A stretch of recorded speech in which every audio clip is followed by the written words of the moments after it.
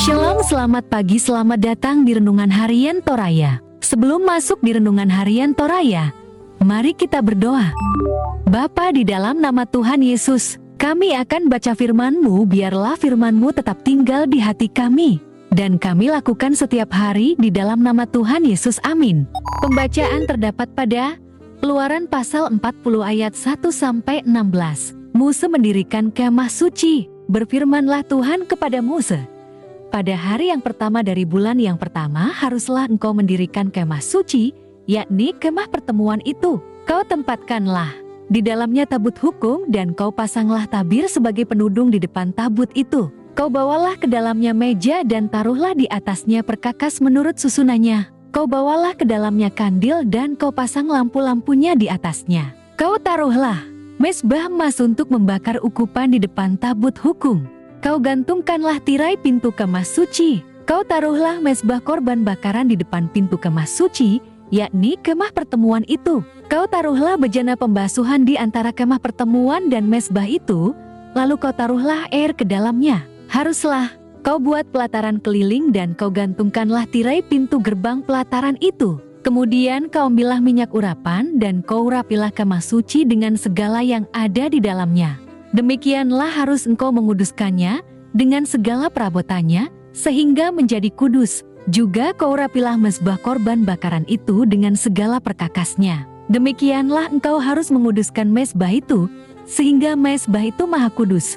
Juga kau rapilah bejana pembasuhan itu dengan alasnya, dan demikianlah engkau harus menguduskannya. Kemudian kau suruhlah Harun dan anak-anaknya datang ke pintu kemah pertemuan dan kau basuhlah mereka dengan air. Kau kenakanlah pakaian yang kudus kepada Harun, kau urapi dan kau kuduskanlah dia supaya ia memegang jabatan imam bagiku. 40:14 juga anak-anaknya kau suruhlah mendekat dan kau kenakanlah kemeja kepada mereka. Urapilah mereka, seperti engkau mengurapi ayah mereka, supaya mereka memegang jabatan imam bagiku. Dan ini terjadi, supaya berdasarkan pengurapan itu mereka memegang jabatan imam untuk selama-lamanya turun-temurun. Dan Mose melakukan semuanya itu tepat seperti yang diperintahkan Tuhan kepadanya, demikianlah dilakukannya. Tema hari ini adalah mensyukuri anugerahnya dengan kesucian, ungkur sumanga mamasena ulendui kamasroa. An begitu pentingnya kemah suci sehingga pembuatannya dikisahkan panjang lebar, bahkan sampai 15 pasal dari kitab Keluaran pasal 25-40. Petunjuk, ketentuan, pembuatan, serta penataannya sedemikian rinci dan ketat. Ukuran benda, letak dan waktu dan cara pelaksanaannya juga disebutkan secara jelas. Semua itu merupakan cara untuk menungkapkan bagaimana kesucian kemah mesti dijaga sedemikian rupa, sebagai salah satu bentuk pengungkapan keyakinan dan kesadaran akan kehadiran Allah di tengah-tengah umatnya. Kemah suci tabernakel diyakini sebagai tempat berdiamnya Allah bersama umatnya. Menarik untuk memperhatikan bagaimana semua hal harus dilakukan oleh Mose sendiri. Untuk semua hal, Mose dimunculkan dalam bentuk kata ganti orang kedua tunggal, kau. Mengapa? Mose sendirilah yang menerima perintah langsung.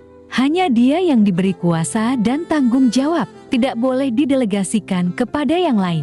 Mose sendirilah wakil Allah yang mengetahui persis. Pendelegasian masih dianggap potensial menimbulkan penyimpangan dari yang ditentukan Allah.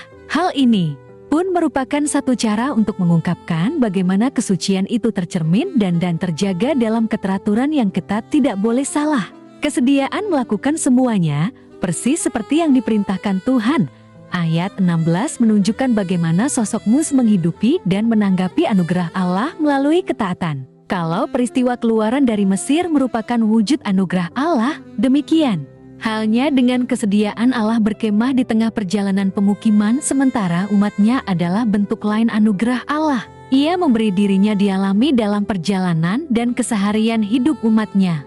Kekahiran Kristus menyatakan secara sempurna anugerah Allah yang berkenan diam di antara kita. Yohanes pasal 1 ayat 14. Sukacita dan komitmen untuk hidup suci kiranya semakin bertambah, sehingga semakin nyata bahwa kita sungguh menerima dan merasakan kehadirannya dalam seluruh hidup kita.